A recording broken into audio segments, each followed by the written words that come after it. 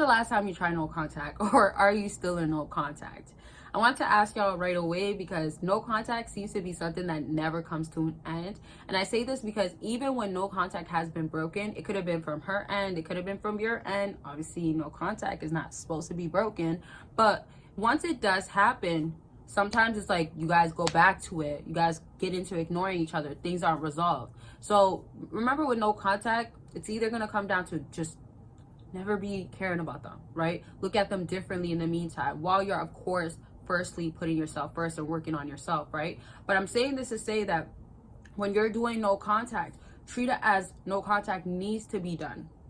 But it needs to be done in a way where you're helping yourself understand with this person that you're dealing with, when they come back into your life, they cannot get you the same way. So if they do break no contact, are you ready? That's the real question. Are you ready for yourself to be presentable to say that no contact, not literally, but your actions, not literally once more, your actions are showing that I've done the work? Because think of also this, which leads me to a next question. Why did you even have to get to no contact? And the issue is, if you had to get to doing no contact for the reason of your person or the person you're doing it on, whoever it is, you guys didn't have a good relationship, the dynamic was messed up, that's oftentimes telling you that no contact is really meant for y'all to never talk again.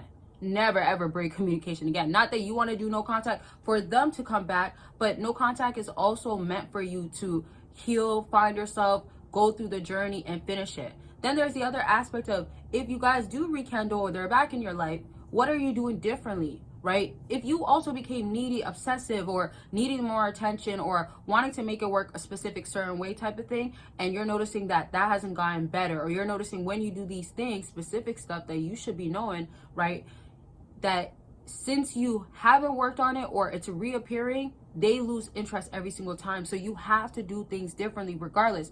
Bottom line too, with no contact, what are you doing behind the scenes? Sometimes when people do no contact, they get more caught up on, oh, I want to send a message, I'm better, or I can go without talking to them. The bigger picture should be, oh, I'm doing good for myself and I can continue to do it without you, but probably even better without you. Because, you know, sometimes some people are a distraction, right?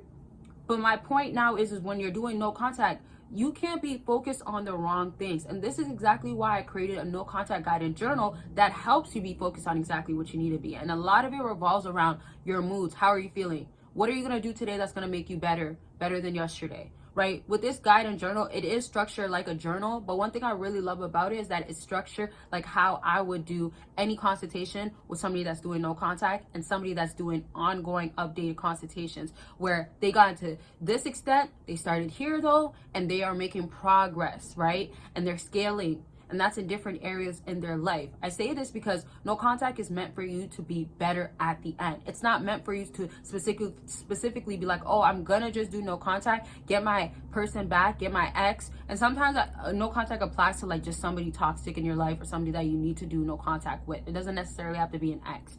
But if you do end up doing no contact, you want them to feel like, wow, where are they at type of thing. That could be one portion of it. But with my no contact guide and journal, I've created sections where you're checking in with yourself, you're understanding what's happening, you get to reflect so you know what's going on, and you're also having prompts that I do say to the people that I guide through no contact when we're doing consultations, when they're doing like getting things like accountability options on my website, email consultations. I have a lot of different websites or different options on my website where it can help you in your particular case, right? So just know what will work best. But with this no contact guide and journal, remember, it's meant for real change. And before you want to be caught up on like, can I get this person to break no contact? First check, can you be ready even if that person did break no contact? Because if you can say yes to that, that's really the real win. And if they break it or not, that follows up afterwards, but that doesn't even really matter. Now, remember, if you are struggling with no contact or you want to like up your game, you want to feel accountable, this is the guide and journal where it's going to make you feel like you're, in a sense, talking to me, but through words, right? And I say this because I was talking to you through words. That's how I structured it, where those prompts, those questions I'm asking is because that's how I would just simply, again, do it if I was telling somebody, this is how you got to do no contact. Keep it going this way, right? You're almost there, right? You just got to remember that this day might be harder, but it's going to feel good 3 days later once you've done this, that, right? All things that needs to be done, and there's a lot in there, so get it by clicking the link down below. And I don't know if I said it already, but it is on sale currently, so get it now. A lot of people have already gotten it, but it won't be on sale forever, so don't miss out. That link is down below. And don't forget about other things on my website. Sale or not, there's a lot of options. Choose what's going to work for you. And of course, Patreon per usual. You can join for free, get extra exclusive content that you will not get on here unless you're a YouTube member. But if you join Patreon, you can get it for free, and you also get to join a community. And I have 2 patrons, so see what one, well, you can join both, but see what one that you want to join. If it's not both, that's okay. If it's one, that's fine, but join one. But back to what I was saying, as far as no contact and making it work, yes, and this is what I feel like sometimes people want to hear, like, yes, your ex is gonna come back, or yes, they're struggling, which I'll do some sort of videos like this. I already have a lot of these out anyways, but yes, your ex can feel like, wow, like, I'm looking at my phone. When are you going to reach out to me? Or, man, like, no contact is a struggle on their end, and they want to be in communication with you. They can't actually understand how you're going through no contact for so long, right? However, on their end, they're just still not at their breaking point. So I'm just trying to say, that's all lovely. That can all happen. That's probably what most people want to hear. But I still will look at no contact to be something that's an escape for your own self, to check your own self, right? No contact, as much as it's hard, it's something that's gonna build such tough skin. But I want you to understand that when you're going through that, this is what's gonna mold you and shape you to be even stronger for whoever it is.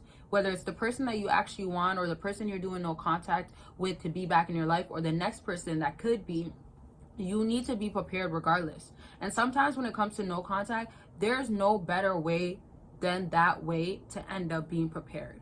So I don't want this to be like looked at lightly. I want it to be, when you're doing no contact, are you back in the gym and consistent? Right? When you're in your 2nd month of no contact, at that point, it should also start looking like, okay, well, this is all that I've gotten so far, like gotten done. This is what I've done new. This is what I've done without them. This is where my dependency has went to. My dependency is not codependent any longer. My dependency is on me. I fulfill these desires. My voids are no longer fulfilled by them, but it's fulfilled by myself, right? Right? That needs to happen. That's the bigger picture of no contact. That's the reason why you really need to do no contact. Because one last thing too, which we'll talk about very soon, but when they do come back, if that's what it comes down to, do you really want to deal with the same things where there's a risk of them setting you back? There's a risk of them not changing. There's a risk of them just breaking no contact, but there's no real reward for the both of y'all at the end, because it's going to be the same thing before no contact. Before no contact the first time, before no contact the second time, and the third time. What change is happening? Only on your end and not theirs. So why would you want them to come and disrupt your own growth and your own progress? If you're not progressing with each other, you're wasting time. That's simple. All right, I love y'all. Make sure you're taking care of yourself. Don't forget to get the No Contact Guide and Journal. Get it while it's on sale. You don't want to miss out. Get on the path, the right path.